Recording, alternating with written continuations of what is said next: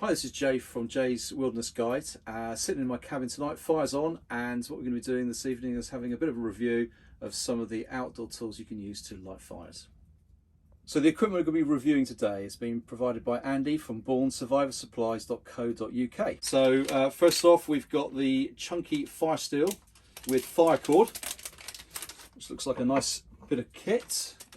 This is one that's caught my eye. I quite like this one, which is the low profile emergency fire starter. When I saw that online, I liked that one. He's also put in here a super alloy striker. I know that we use knives, the back of the knives, to get a spark, or sometimes they come with them, but this one is as an option as well to get your hands on. And also some fire cord, which is a paracord with a core element through, a core strand, which you can fluff up and light your fire with in an emergency. So we're going to have a look at these products and put them to the test. So just to review the products that we've got the chunky fire steel. That is about 55 centimeters long, 9mm wide, and it looks pretty robust, to be quite honest. This is then the low profile emergency fire starter, which will pop out in a second, the alloy striker, and the paracord strand running through, which has been impregnated with some sort of combustible fluid. So we'll give these a try and see how we get on. So we're going to put these fire steels to the test, and we're going to test them on some of the materials that we're quite used to using in the outdoors. So we're going to test it on your usual cotton wool. I'm sure it's going to be fine with that. We've got some birch bark here fluffed up. We've got a little bit of fat wood here, and we've got the inside of the fire cord, which we'll fluff up and see how we get on. And we'll just put the two strikers to the test on these products. So the chunky fire steel, they generally come with a bit of an outer coating for protection, but once you get a few strikes off of this, that'll clear right down to the ferrocerium and against the steel there, that's where you're going to get your sparks. So initially let's just get the outer surface cleared off, and as soon as we see that's cleared off, we start to get the sparks coming through on this alloy striker.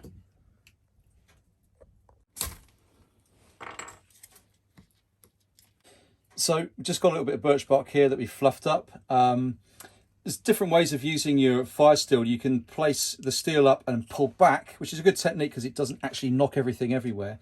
Or you can lay it right down and scrape down and really load some serious heat on top.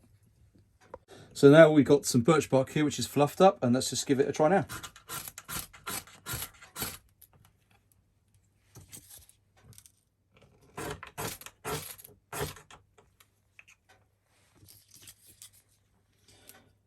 Okay, just with this particular ferrocerium rod, I quite like the thumb grip. It gives you a little bit of purchase, certainly with the style of pulling back. It just gives you a bit of purchase. This little device, I quite like it. It's lightweight.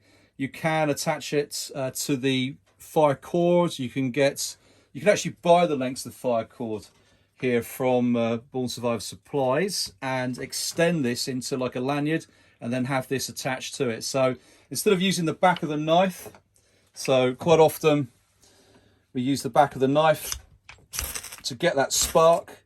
Again, it's always a bit of a problem, especially if you've got young people using these, your thumb coming very close to the blade, and it's not as safe. So I quite like the concept of having a little alloy striker here, certainly for people in the family, young people who are not familiar with using these too much. Nice and safe to get a nice spark out of them.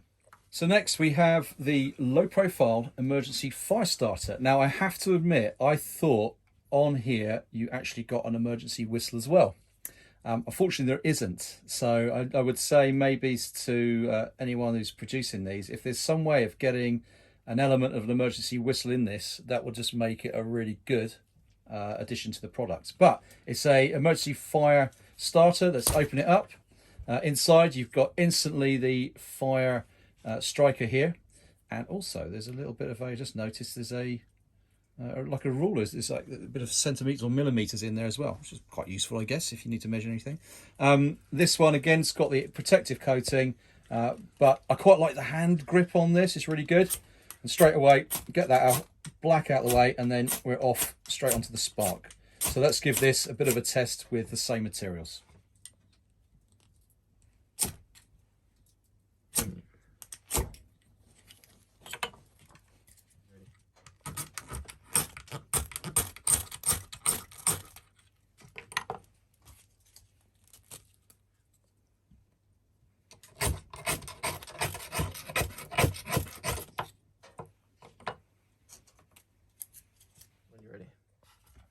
So moving on to the fire cord here, the actual chunky fire steel does come with fire cord in here. So in an emergency, you can take this apart and pull the cord out, which looks like this one here. It's the red cord. And once you pull out enough of this, you then chop a section off. And then from here, you can start to untwirl it, unpick it, and fluff it up with your knife. And just work it, so you try and work it into a nice sort of airy, fluffy piece of tinder. That's what we're trying to create. And because it's got the added value of having some combustible substance impregnated in it, it should have should be fairly easy to light. So all we're doing here, we're just trying to work it. So we open those strands up, get oxygen in there, because as we know, we need plenty of oxygen in amongst the tinder for it to be able to ignite and burn properly. So you take your time in this just to fluff it up as much as possible. And then when you're ready, let's put it to the test. I'm going to use the chunky. There you go. That is super effective. I'm very impressed with that. That's a genuine bit of very useful survival equipment within a piece of paracord that you can double up as a lanyard to put around your fire steel. I think that's brilliant. Okay, so just to review the products we've been using. So just going to have a look at the chunky fire steel here. I do like this. It's comfortable. It does cast off a really good spark. And don't forget, these can be used to signal at night. So if you're out in the wilderness, you need to sort of signal for rescue, you can certainly flash a spark here, and that is very, very good way of bringing your attention to people. The other one here, which is the low profile, the emergency fire starter, I do like this. I think this is a great bit of kit that you can just have in your rucksack, in your bag, just in your pocket, and you wouldn't think of anything of it. You could even have it on your keys to your vehicle.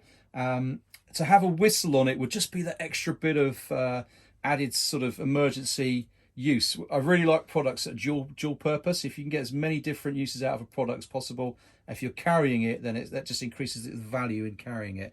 And again, this is just, you know, a great bit of kit which is fairly friendly for small hands to use and very effective. As we said, as we've seen, we can actually get a good spark off of it to get a fire going.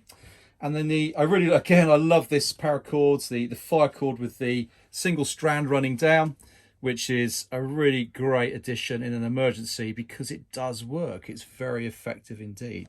So around the price mark, this one is $5.49 and this one is $5.99. I think for fire steels out there, they're very effective and they're reasonably priced as well. And these are additions that you can look online. I certainly would recommend, if you've got anything that needs to be on a lanyard, definitely worth buying a packet of the fire cord, just purely because of that element in there to be able to get a emergency fire going. Absolutely love that idea. So thanks for tuning in to listen to the review regarding these products. I guess that if you're interested in buying some of these, it's worth going on bornsurvivorsupplies.co.uk, where Andy will sort you out with what you need to take yourself out into the outdoors and have lots of fun. Thanks very much.